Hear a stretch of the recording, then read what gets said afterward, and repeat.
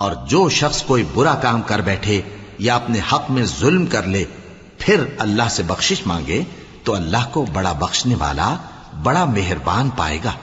اور جو کوئی گناہ کرتا ہے تو اس کا وبال اسی پر ہے، اور اللہ سب کچھ جاننے والا ہے، حکمت والا ہے. اور جو شخص کوئی قصور یا گناہ تو خود کرے لیکن اس کا الزام کسی بے گناہ پر ڈال دے تو اس نے بہتان اور کھلے گناہ کا بوجھ اپنے سر پر رکھا.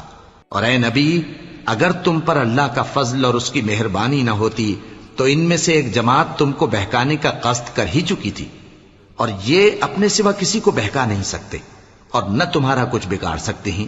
اور اللہ نے تم پر کتاب اور حکمت نازل فرمائی ہے اور تمہیں وہ باتیں سکھائی ہیں جو تم نہیں جانتے تھے، اور تم پر تو اللہ کا بڑا فضل رہا ہے. ان لوگوں کی بہت سی سرگوشیاں اچھی نہیں. ہاں، اس شخص کی سرگوشی اچھی ہو سکتی ہے جو خیرات یا نیک بات یا